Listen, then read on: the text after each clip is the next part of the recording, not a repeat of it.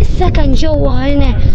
أنا هيكل رحال، مهمتي الترحال في محافظات مصر، أزور القرى وأرجع بيكم لزمن غير الزمن. هنا في قرية الشرفة بمحافظة المنيا، الحكايات لسه عايشة والعادات لسه بتحكي عن أيام ما كان كل شيء بسيط. هنا مش مجرد بيوت وطوب، هنا تاريخ وحكايات وأصالة لسه محفورة في التاريخ. القرية دي موجودة شرق النيل، وفيها من البساطة والجمال اللي يخليك تحس إنك رجعت بالزمن لورا. بيوت قديمة، شوارع ضيقة، ووجوه كلها طيبة وأصالة. في قلب القرية مغارة غامضة، الناس هنا بيحكوا قصص عنها، بيقولوا اللي بيدخلها بيحصل له حاجات غريبة، بس أنا قررت أدخلها بنفسي وأشوف الحقيقة. أنا وأنا ماشي في القرية بحس إن أنا رجعت بالزمن شوية. كل حاجة يا جماعة هنا أنا مبسوط والله وأنا ماشي، كل حاجة بسيطة، كل حاجة جميلة. السلام عليكم. السلام عليكم. ازيك يا عم الحاج؟ عامل ايه؟ انت عامل ايه؟ الحمد لله. بصراحة أكتر حاجة عجباني هنا في القرية البساطة. أنا بحس إن أنا وأنا ماشي في القرية رجعت في الزمن. ايام التقاليد اللي هي زي الافراح والنسبات، بنمشي على بعضينا، الصحاب نشوف صاحبنا نمشي على صاحبنا، الراجل اللي هو حبيبنا. كلمة السلام عليكم بتجرب القربة للصاحب، الأهل والأصدقاء، البلد كلها بتدي بعض. ناس أهل بعضيها كلها. لسه في القرية هنا ناس اللي عامل أكل بيودي لجاره. أيوة في خير برضه، لسه الخير ما تنزعش من الدنيا برضه. زي مثلا العيش الشام اللي هو الواسع بتاع زمان، بنخبز برضه ناس بتودي لبعضيها، اللي هو البتاو الأبيض، الكحك اللي هو الجرس، ناس بتودي لبعضيها برضه. في نخل البلح بنقطع وناس بتوزع لبعضيها، فعلا بيحصل. اللي هو الكشك ده كل الناس بتاكل منه برضه. حرفيا الناس هنا لسه متمسكة بالعادات الجميلة دي. أيوة. بص أنا أوريكم حاجة، يعني حاجة أنا والله العظيم مبسوط لما أنا شفتها. بص سوبر ماركت، يعني تحس إن أنت أيام بقى، الأيام الجميلة بقى والأيام الحلوة، الأيام اللي كان فيها خير، بتاع طبعا عم صابر. بالراد برضه اللي هو بالجنيه بالنص، الايام اللي هي بتاع يعني نص جنيه بيشتري بيه. لسه حاجة بنص جنيه؟ ايوه في حاجه بنص جنيه، اللي هو البان وريحه فاطمه حاجه بنص جنيه. اسمك ايه فاطمه؟ ما شاء الله. اسمك ايه بقى؟ محمد. ابراهيم. حاجه الكعرتون اللي هو بتاع زمان دوت، اللي هو الطوق، الكعرتون يلعبوا بيه. الطوق اللي هو ايه بقى؟ اللي هو العيلات واحده يا محمد من جو. العيل بتاع العربيات، بتاع العربيات وبتاع النكد بيلعبوا بيه. دي عادات الايام القديمه برضه. دي ايه؟ بلالين. دي بلالين. ودي طبعا ده اللبان. يا اللبان ده يعني اسمه دنانير، لبان دنانير من ايام زمان جدا، حتى معمول عليه الجنيه. بص مرسوم عليه الجنيه لو انتوا شايفين. بكام ده فوق؟ العصير. عصير بيتسف.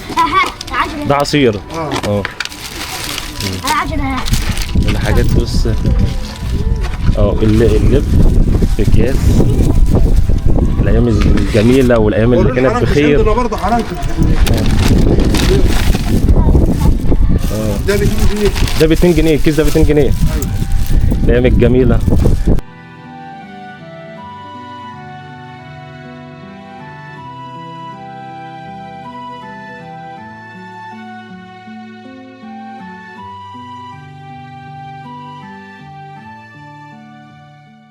من سنة كم؟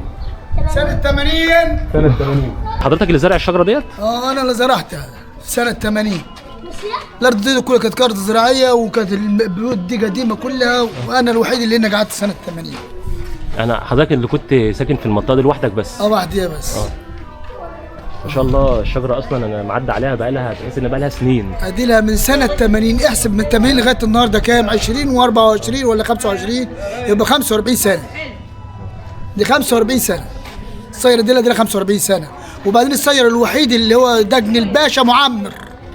دجن الباشا ممكن تقعد 300 سنة و400 سنة و500 سنة.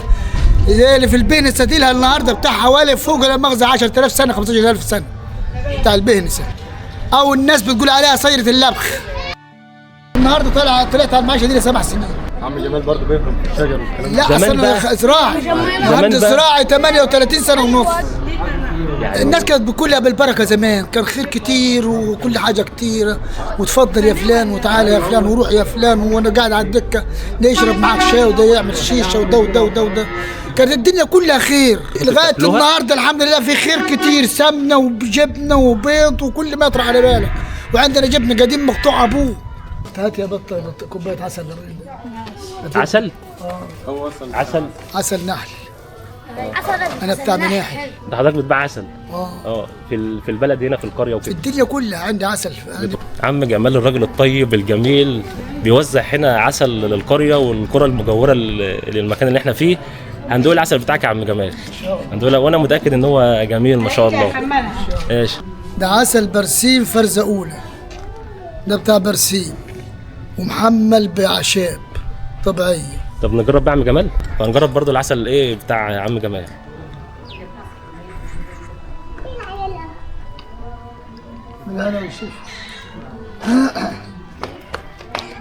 ما شاء الله. فوائد العسل ده بقى يا عم جمال؟ اشرب. فوائده ايه؟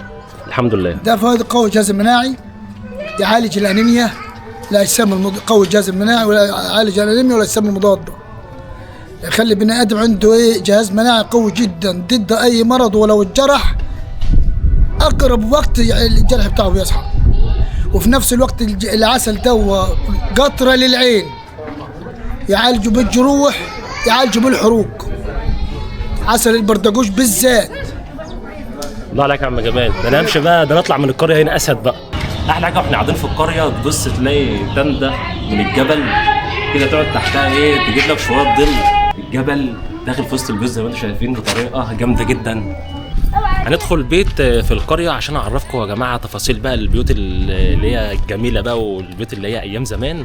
تعالوا شوفوا معايا البيت من جوه عامل ازاي. البيوت الزمان. بسم الله الرحمن الرحيم. بصوا يا جماعه الرسومات الجميله اللي كانت على الجدران دي.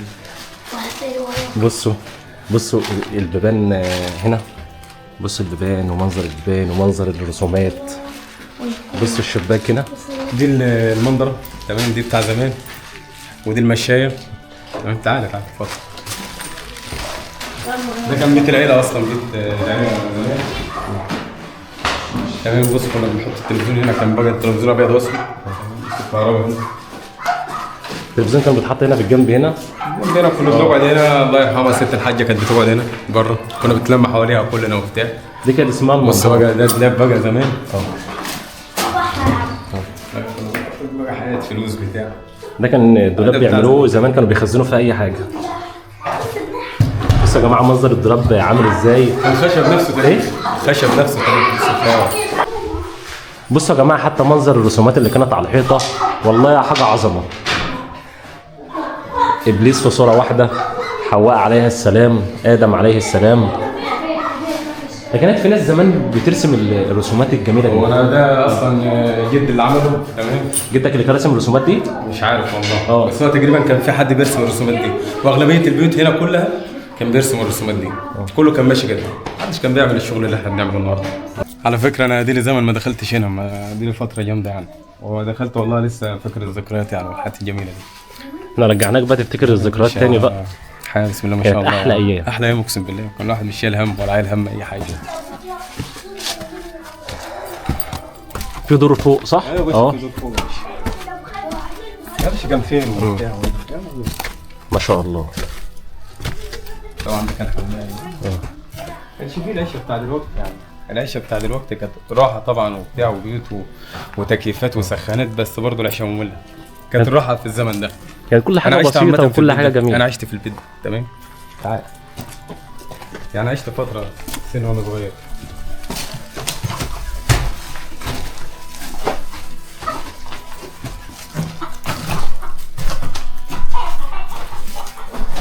دي غرف كانت غرف نوم اصلا هنا تمام.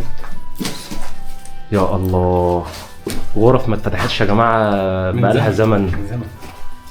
يا الله على منظر السقف ومنظر الاوضه والذكريات الجميله. بص انا عامه اول اتجوز هنا في الاوضه دي تمام.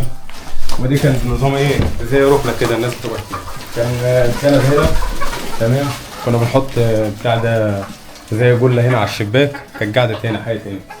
كانوا زمان اوضتين، الناس كانت زمان كانت تتجوز في اوضتين، اوضه هنا واوضه هنا، وخلاص انتهى الموضوع.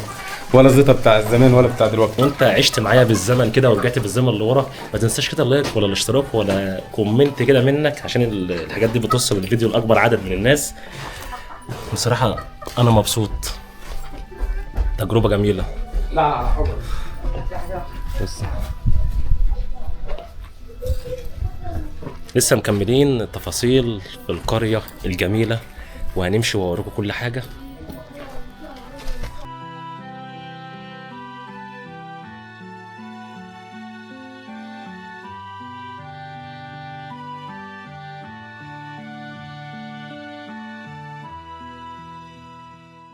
انتوا رايحين فين؟ رايحين الكتاب؟ رايح فين؟ رايح الدرس. رايح الدرس؟ رايح القراءة. ماشي، تعالوا اشربوا شاي معايا. لا شكرا. هتشرب احسن. ده اسمك ايه؟ كريم. كريم؟ اسمك ايه؟ كريم. كريم؟ انت عرفت اسمي يعني؟ ابراهيم. ما عدنان.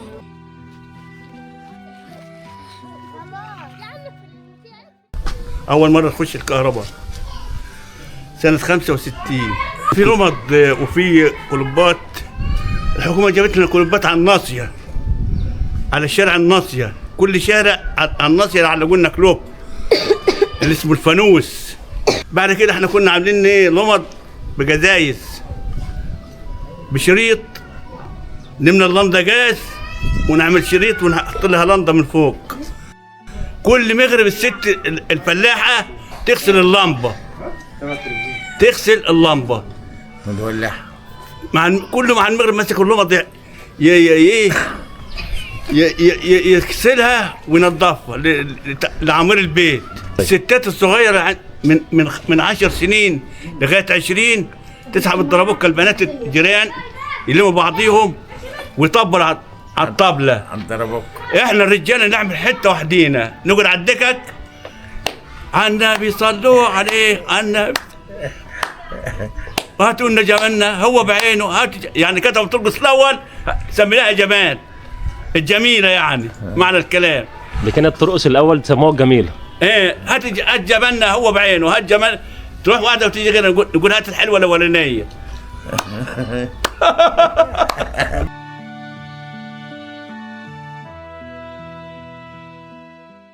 في القرية في مغارة هنا، بصوا المغارة عاملة ازاي.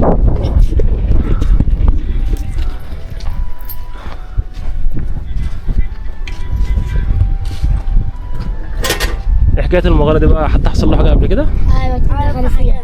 بص اتنين دخلوا فيها، واحد اسمه حشمد والتاني الواد اللي اسمه حشمد، واحد صاحب حشمد مات واللي اسمه حشمد السكن جوه هنا.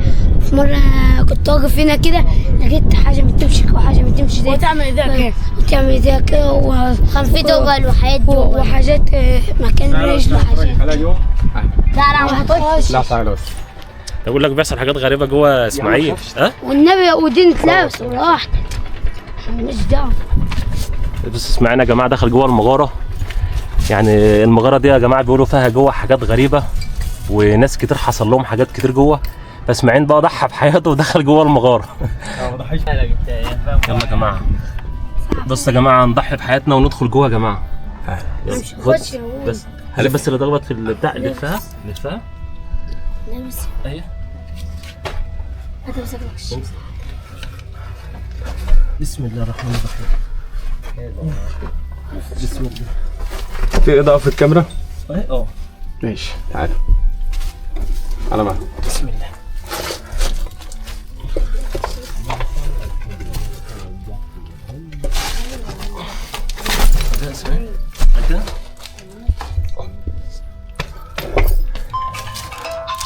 دخلنا جوه المغاره يا جماعه، المنظر مرعب. احنا بالنهار والمنظر مرعب من جوه. بصوا يا جماعه السقف قريب من الارض جدا جدا. بصوا يا جماعه الفتحه اللي احنا دخلنا منها عامله ازاي. يعني الفتحه بص صغيره جدا. بصوا المغاره من جوه.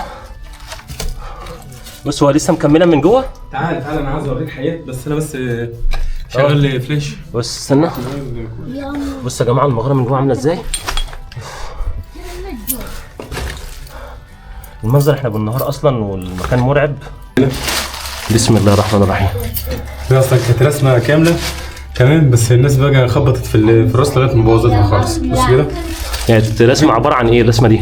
لا الله اعلم بقى، كان بيقولوا رسمه راجل وست، دي رسمه او تقريبا دي الست وده الراجل على كده. بص الهيكل ده انا شايفه ست تمام. بص الرسم وده قدامي. رسمتين دي راجل تقريبا، هي دفنتين، دفنه ست وراجل او هي عامه المقبره الفرعونيه. بص يا جماعه دي الرسمه الثانيه. بص بقى الناس بقى بتخبط هنا حاجة وحشة. كان تحت ايه؟ انا كان تحت كمالة الجسم ده يعني الناس بتكسر في المكان. بص عملت ايه، بص كده تحت. بص يا جماعه تحت الناس هنا جت كسرت الهيكل اللي كان معمول.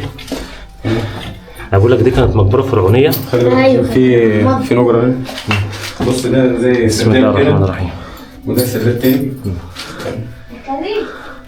وبص يا جماعه الناس بتقول بيودي على النيل يعني السرداب ده. بص كده تعالى بس الكاميرا هتجيب لي تحت. في دخله هنا بتودي، الناس بتقول بتودي على النيل، الله اعلم. انا دخلت بص كده. بص يا جماعه اصلا المغاره من جوه عامله ازاي مكمله. وشوف شوفوا يا جماعه النفق اللي انتوا شايفينه قدام ده. المكان بص كده زي صندوق كده وحاجه. المكان يا جماعه غريب ومخيف جدا. بصوا النفق لو انتوا شايفين النفق لسه مكمل من هناك. خلي بالك احسن كده. وفي هنا سرداب هنا مكمل لتحت خالص، وفي فتحه بيقول لك اللي بيدخل فيها ده بيطلعك على النيل. بص يا جماعه منظر اصلا السرداب عامل ازاي. لولا الحاجات اللي متكسره ديت كان في برضه المكان متساوي هنا تمام، والارضيه متساويه زي السقف، وكان في سرداب تاني هناك زي ده تمام. تعالى اوريك بقى في حته برضه كده، وفي هنا كمان فتحه يا جماعه. في فتحه هنا بعد كده.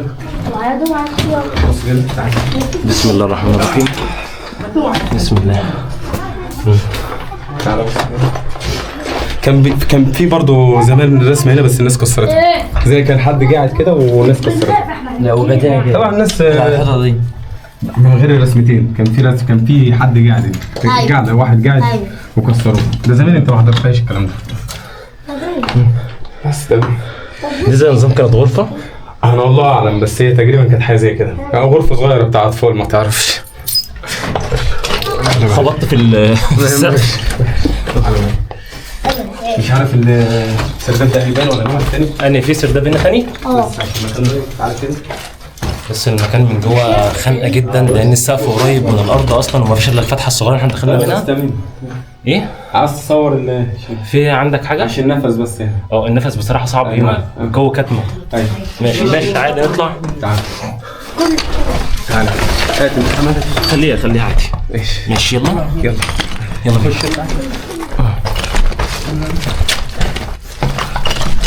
على مهلك. خبطت؟ لا عادي. خبطت انت؟ لا مفيش حاجه. انا خايف. يلا بينا. ثلاث ساعات. يلا يا ابني يلا.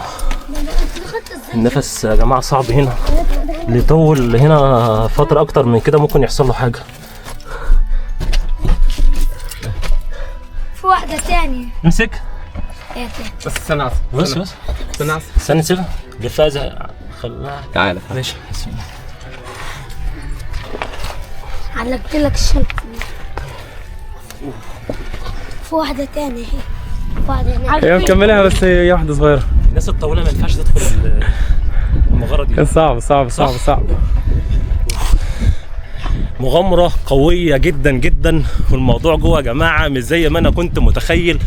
القرية اللي أنا فيها قرية كل حاجة فيها غريبة زي ما انتم شايفين، وكملتوا معايا المغامرة. لو استمتعت بالمغامرة ما تنساش اللايك ولا الاشتراك ولا الكومنت الجميل عشان نوصل الفيديوهات ونوصل العادات والتقاليد لأكبر عدد من الناس. وأقدر أقول لكم دلوقتي السلام عليكم ورحمة الله وبركاته.